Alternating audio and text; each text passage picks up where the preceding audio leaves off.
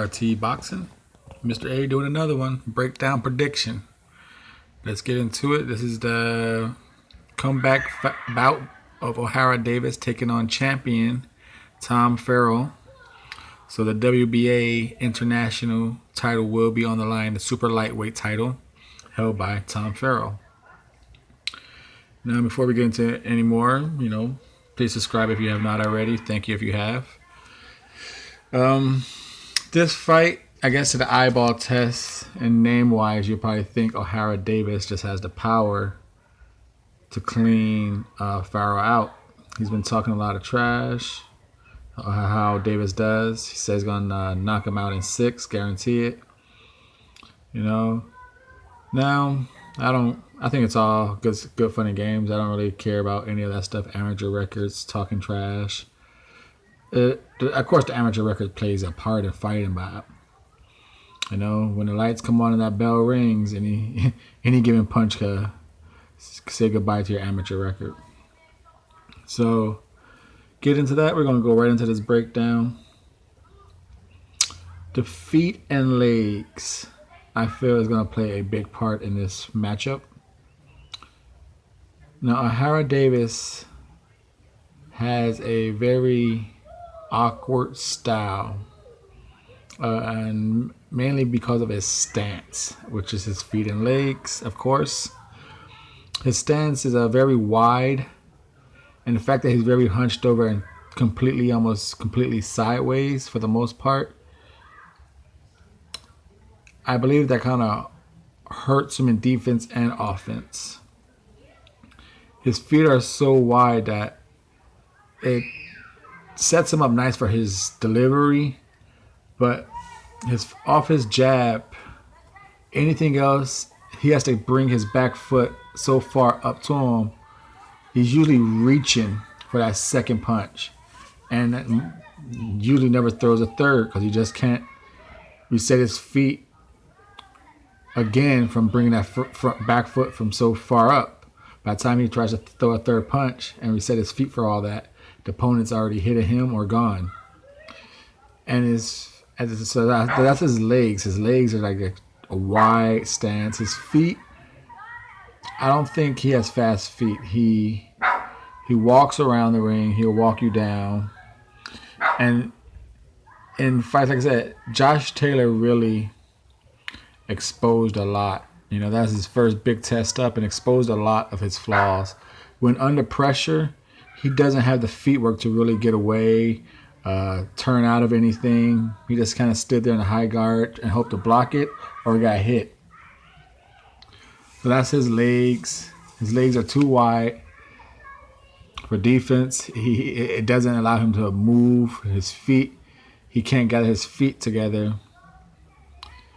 And as far as Farrell, his legs, he could move his legs. His stance is a little wide as himself, but it's more of a not complete sideways. He's more of a split stance. Now his feet are faster. He could go in and out.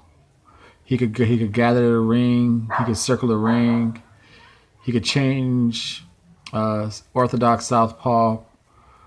He creates little side angles for himself. So I'm going to give the legs and feet, I feel Farrell has them. He brings them.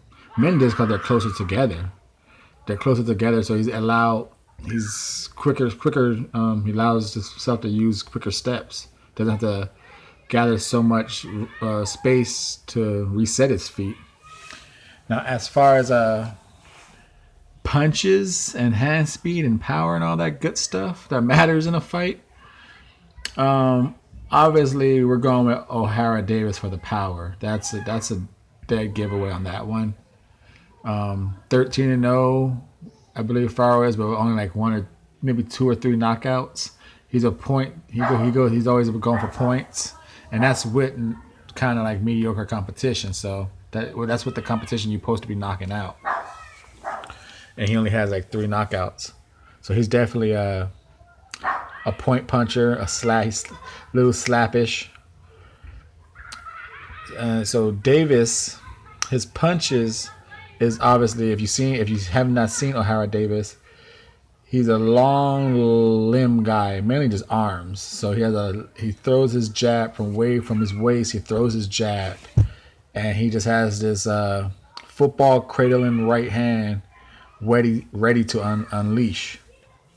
So that being said, a quick description of how he fights with a wide stance and completely sideways and hunched over. His punches, he needs distance.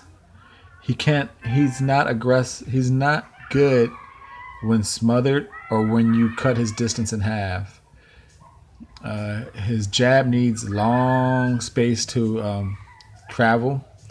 His hooks are wide because of his arms. His body game is almost doesn't exist when they're in close. He's more of he just swings up top, so he needs space to unwind his hooks. If he's throwing body attacks, he's probably like a good foot in front of you, maybe a foot and a half, but he's not in the inside phone booth fight. And his uppercut, he throws it. I know it sounds weird to say, but he only has 3 punches: a jab, a hook, and that from the ground up uppercut with his right hand. He throws them both, but mainly with his right hand. It's from the ground up. So and if he misses those, he's reaching bad because he needs a lot of space, and he leaves himself open for counters doing that. But he has the power in that right hand on the straight. I never really seen him land the uppercut because it's so telegraphical. It's so telegraphed, I should say, that people just dodge it. But he throws it with mean intentions. Now, Tom Farrell, he lunges in with his jab. You know, he does lunge in sometimes. And when he does throw a 1-2, he had dropped the... When he lunges in with his right jab, he drops the left. Now, when he switches to the orthodox stance, it's a little better. You know, a little better.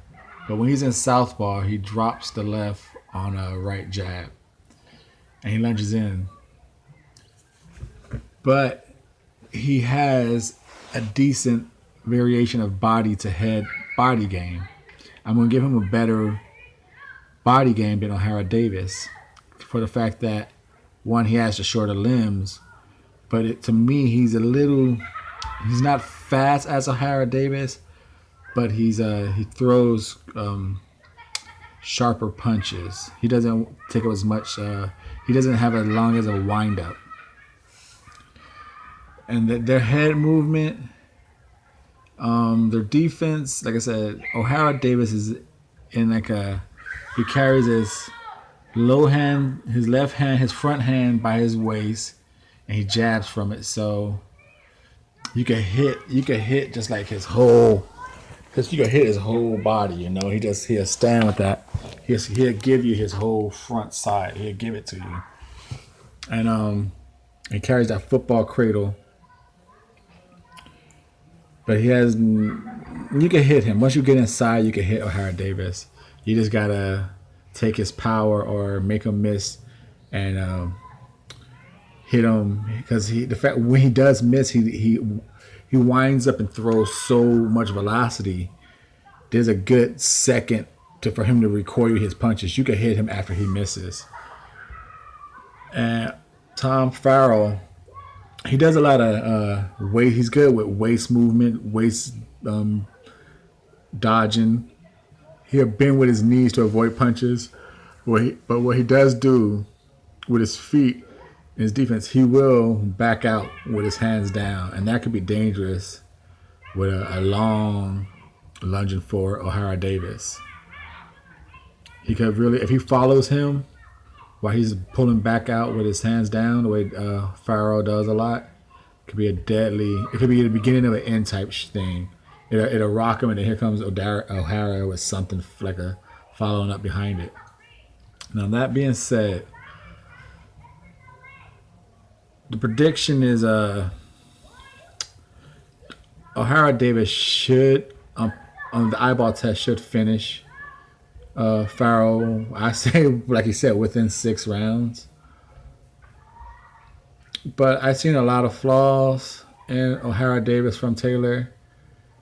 And I'm going to go against the grain on this one. I'm going to go that Tom Farrell is going to use enough distance to make Ohara Davies reach and then jump inside with his feet. And then score some body shots and head shots, mixing them up and down. Enough to tire him out. And he's going to pull an upset point victory over Ohara Davies if he doesn't get knocked out in 6 rounds. But I'm going with the upset of a split decision. Tom Farrell and still WBA International Super Lightweight Champ. Let's see what happens. Mr. A is out.